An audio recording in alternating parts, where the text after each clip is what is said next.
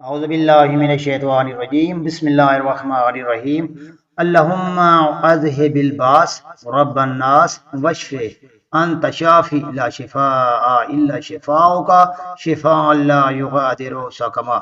اے اللہ تکلیف کو ختم کر دے، اے لوگوں کے رب شفا عطا فرما، تو ہی شفا دینے والا ہے اور تیرے سوا کہیں سے شفا نہیں مل سکتی۔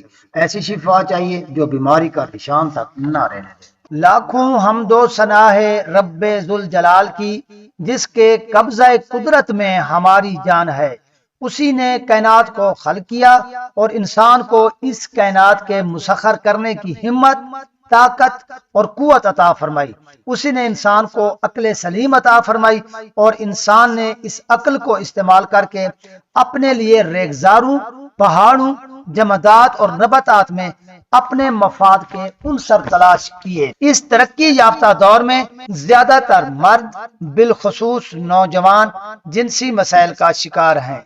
ان میں شادی شدہ اور غیر شادی شدہ دونوں طرح کے افراد شامل ہیں جو اضطرابی زندگی گزار رہے ہیں۔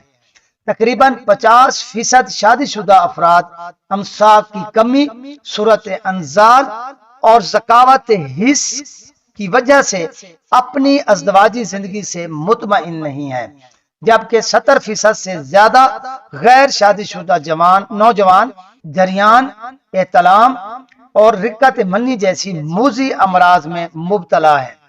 ان بیماریوں کی اصل وجہ چائے اور مرغن غذاؤں کا بے دریغ استعمال، ورزش کی کمی، موبائل اور سوشل میڈیا کا نیگیٹو استعمال ہے، جن میں غیر اخلاقی ویڈیوز اور تصاویر شامل ہیں۔ ان بیماریوں میں مبتلا افراد اپنی کھوئی ہوئی جوانی کو واپس لوٹانے کے لیے جگہ جگہ سرگرداں نظر آتے ہیں، اندھا دھند پیسہ خرچ کرتے ہیں مگر مایوس لوٹتے ہیں۔ ایسے حضرات کے لیے مخلصانہ مشورہ یہ ہے کہ وہ پیسہ ضائع کرنے اور غیر ضروری اور غیر مؤثر ادویات کے استعمال سے اجتناب کریں۔ اپنے ہی گرد و نواح میں ایک درخت کی تلاش کریں، اس درخت کے اجزاء سے دوا خود تیار کریں اور خود استعمال کریں۔ سامعین و ناظرین، آج کے اس ویلاگ میں آپ جانیں گے اسی درخت کے بارے میں۔ اس درخت کو قدرت کا انمول تحفہ بھی کہا جاتا ہے۔ یہ درخت فوائد کے لحاظ سے اپنی مثال آپ ہے، گھنی چھاؤں بھی فراہم کرتا ہے اور مخصوص بیماریوں کے علاج کا سبب بھی بنتا ہے۔ یہ درخت کون سا ہے اور کن بیماریوں کے علاج کا باعث ہے، یہ سب جاننے کے لیے اس ویڈیو کو آخر تک دیکھیں۔ اگر ویڈیو پسند آئے تو لائک اور شیئر کریں اور ہمارے الحکمت یوٹیوب چینل کو سبسکرائب کریں تاکہ ہماری ہر آنے والی ویڈیو کا نوٹیفیکیشن آپ کو مل سکے۔ سامعین و ناظرین، یہ درخت برگد کا درخت ہے۔ اس سے عام طور پر بوہڑ کا درخت بھی کہا جاتا ہے۔ یہ ایک گھنا سایہ دار درخت ہوتا ہے۔ حکما اس درخت سے شیر برگد حاصل کر کے ہربل ادویات تیار کرتے ہیں اور مختلف امراض میں استعمال کراتے ہیں۔ یہ بے شمار فوائد کا حامل درخت ہے۔ اسے انسان کا نسل در نسل دوست کہا جاتا ہے، کیونکہ اس کی عمر 1000 سال سے بھی زیادہ ہے، اور اگر اسے کاٹا نہ جائے تو یکے بعد دیگرے کئی نسلیں اس سے مستفید ہو سکتی ہیں۔ یہ درخت پاکستان، بھارت، بنگلہ دیش، نیپال اور سری لنکا میں پایا جاتا ہے۔ عام طور پر یہ درخت سڑکوں، شاہراہوں اور نہروں کے کنارے کثرت سے ملتا تھا، لیکن اب اس کی پیداوار میں بہت کمی آ گئی ہے۔ تاہم پھر بھی پاکستان اور بھارت کے دیہی علاقوں میں کہیں نہ کہیں ضرور مل جاتا ہے۔ برگد کے مختلف زبانوں میں نام مختلف ہیں۔ اسے اردو میں برگد، ہندی اور مرہٹی زبان میں بڑ، فارسی میں درخت ریشہ، پنجابی زبان میں بوہڑ، سنسکرت زبان میں رکت پھل، بنگالی میں بٹ اور عربی زبان میں کبیر الاشجار کہا جاتا ہے۔ برگد کے درخت کی اونچائی 70 سے 100 فٹ تک ہوتی ہے اور یہ چاروں طرف برابر پھیلا ہوتا ہے۔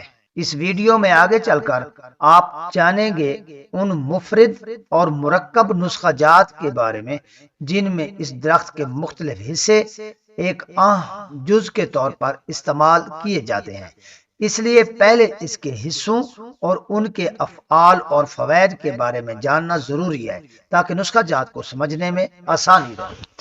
یوں تو یہ درخت جڑ سے لے کر کوپل تک سارے کا سارا ادویات میں مشتمل ہے، لیکن سب سے زیادہ فائدہ 5 اجزاء سے اٹھایا جاتا ہے، جن کے نام یہ ہیں۔ نمبر 1، برگ برگد۔ برگ برگد اس درخت کے پتوں کو کہتے ہیں۔ اس کے پتے ابتدا میں چھوٹے، نرم، ملائم اور سرخ رنگ کے ہوتے ہیں، جو فروری مارچ میں نکلنا شروع ہو جاتے ہیں۔ جو ہی پتوں کا سائز بڑھتا ہے تو ان کا رنگ سبز ہو جاتا ہے۔ یہ پتے بہت بڑے اور موٹے ہوتے ہیں۔ ادویات میں استعمال کرنے کے لیے پتوں کو خشک کر کے سفوف بنایا جاتا ہے اور اس سفوف کو تنہا یا دیگر ادویات کے ساتھ ملا کر استعمال کیا جاتا ہے۔ نمبر 2، ریشے برگد۔ اس درخت کی شاخوں سے باریک ریشے نکلتے ہیں جن کو ریشے برگد یا برگد کی داڑھی کہتے ہیں۔ پتوں کی طرح اس کی داڑھی کو بھی خشک کر کے سفوف بنایا جاتا ہے، جسے جریان، احتلام اور صورت انزال کے لیے استعمال کیا جاتا ہے۔ نمبر 3، ثمر برگد۔ اس درخت پر پھل بھی لگتا ہے جو بیر کی طرح گول ہوتا ہے اور اس کا سائز بھی بیر یا بیر سے قدرے زیادہ ہوتا ہے۔ جب پھل کچا ہوتا ہے تو اس کا رنگ سبز ہوتا ہے، پکنے پر اس کا رنگ سرخ یا سیاہی میل ہو جاتا ہے۔ نمبر 4، چھال برگد۔ یہ چھال برگد کے تنے سے حاصل کی جاتی ہے۔ چھال برگد کو تازہ یا خشک دونوں حالتوں میں استعمال کیا جاتا ہے۔ اس کی چھال کا جوشاندہ بواسیری خون کو روکتا ہے۔ نمبر 5، شیر برگد۔ تنے، پتوں یا نرم شاخوں اور کونپلوں سے سفید رنگ کا گاڑھا محلول نکلتا ہے جسے شیر برگد کہتے ہیں۔ اس کا مزاج سرد خشک درجہ سوم ہوتا ہے۔ یہ جسم پر لگ جائے تو سیاہ نشان بن جاتا ہے اور اگر تھوڑی دیر ہوا میں رہے تو ربڑ کی طرح جم جاتا ہے، اس لیے اسے حاصل کرتے ہی ڈھکن والی بند شیشی میں محفوظ کر لیا جاتا ہے۔ اب ہم یہ جانیں گے کہ برگد کے حصوں یا اجزاء سے کن امراض کا علاج ممکن ہے اور کیسے ممکن ہے۔ نمبر 1، اگر صبح کے وقت برگد کے دودھ کے 10 سے 15 قطرے چینی میں ملا کر لیں تو یہ سوزاک، جریان، احتلام، دمہ، کھانسی اور دل کے امراض کے لیے بے حد مفید ہے۔ نمبر 2، کیونکہ اس کا مزاج سرد ہے اس لیے یہ قابض ہے اور دستوں کو بند کرتا ہے۔ نمبر 3، صفرا، بلغم اور پھوڑے پھنسی کو دفع کرتا ہے اور زخم کو بھرتا ہے۔ نمبر 4، سلان الرحم میں مفید ہے۔ نمبر 5، خونی بواسیر میں بھی اس کا استعمال فائدہ مند ہے۔ نمبر 6، نہایت ممسک ہے اور قوت باہ کے لیے اکسیر ہے۔ نمبر 7، گرم مزاج والوں کے لیے موافق ہے۔ نمبر 8، مسوڑوں کی سوجن کے لیے نافع ہے۔ نمبر 9، تازہ کونپل ریحہ کو ختم کرتی ہے۔ نمبر 10، برگ برگد کو جلا کر مرہموں میں استعمال کیا جاتا ہے۔ نمبر 11، اس درخت کے پتے، پھل اور داڑھی مفرد یا مرکب دونوں صورتوں میں رکت منی، جریان، احتلام اور صورت انزال کے علاج کے لیے استعمال کیے جاتے ہیں۔ اگر پھل، داڑھی اور پتوں کو مفرد انداز میں استعمال کرنا ہو تو ان میں سے کسی ایک کا خشک سفوف، اور اگر مرکب استعمال کرنا ہو تو تینوں کا 1 چمچ خشک سفوف ایک دن میں 2 مرتبہ ہمراہ دودھ گائے یا ہمراہ دودھ بھینس استعمال کرنا چاہیے۔ اب ہم نظر ڈالتے ہیں ایسے امساکی نسخہ جات پر جو مختلف اجزاء پر مشتمل ہیں لیکن ان کا جزو اعظم شیر برگد ہے۔ نسخہ نمبر 1، موسلی سفید 20 گرام، موسلی سیاہ 20 گرام، سالب مصری 20 گرام، خرما بما مغز 20 گرام، شیر برگد حسب ضرورت۔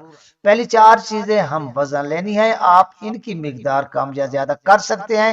زیادہ مقدار کے لیے شیر برگد بھی زیادہ ضرورت ہوگا۔ پہلے 4 اجزاء کو باریک پیس کر سفوف بنائیں اور اس میں شیر برگد یعنی بوہر کا دودھ ڈال کر گاڑھا معجون تیار کریں۔ اور اس سے چنے برابر گولیاں بنائیں۔ رات کو کھانے کے 2 گھنٹے بعد یا کھانے سے 1 گھنٹہ قبل 2 گولیاں گائے یا بھینس کے دودھ کے ساتھ استعمال کریں۔ یہ نسخہ 1 مہینے تک استعمال کر سکتے ہیں۔ نسخہ نمبر 2، تخم املی 30 گرام، مصری 25 گرام، شیر برگد حسب ضرورت۔ املی جس کو تمر ہندی بھی کہتے ہیں، اس کے تخم حسب ضرورت لیں اور انہیں نیم سلگتی آگ میں بھون لیں، یعنی ان بیجوں کو کچھ وقت کے لیے ایسی راکھ میں دبائے رکھیں جن میں آگ کی چھوٹی چنگاریاں موجود ہوں۔ چھلکا بھون جانے پر باہر نکال لیں، چھلکے سے مغز نکال کر پیس لیں اور اس میں پسی ہوئی مصری ملا دیں۔ اس مرکب میں شیر برگد ملا کر خشک کر لیں۔ تینوں اجزاء کے اس مرکب کو ایک بار پھر رگڑ کر صفوف بنا لیں۔ یہ صفوف آدھا چمچ صبح اور آدھا چمچ شام کو دودھ گائے یا بھینس کے ساتھ استعمال کریں۔ یہ نسخہ 15 دن استعمال کرنا ہے۔ نسخہ نمبر 3، باؤ پھلی 20 گرام، اکر کرہا 20 گرام، سمندر سوگ 20 گرام، ورق چاندی 50 عدد، شیر برگد حسب ضرورت۔ پہلے 3 اجزاء کو باریک پیس کر صفوف بنا لیں۔ اس صفوف میں بوڑ کا دودھ اتنا ڈالیں کہ یہ اچھی طرح تر ہو جائے، پھر اسے خشک ہونے کے لیے رکھ دیں۔ خشک ہونے پر اس کا دوبارہ صفوف بنائیں اور اس میں شیر برگد ڈالیں۔ اس طرح 3 بار تر کرنے اور خشک کرنے کا عمل دہرائیں۔ آخری بار چنے برابر گولیاں بنائیں۔ خشک گولیوں کے اوپر ورق چاندی لگا لیں۔ روزانہ 1 گولی صبح اور 1 شام کو کھانے سے 1 گھنٹہ قبل گائے یا بھینس کے دودھ کے ساتھ استعمال کریں۔ دودھ نیم گرم ہو تو زیادہ بہتر ہے۔ نسخہ 1 ماہ تک استعمال کرنا ہے۔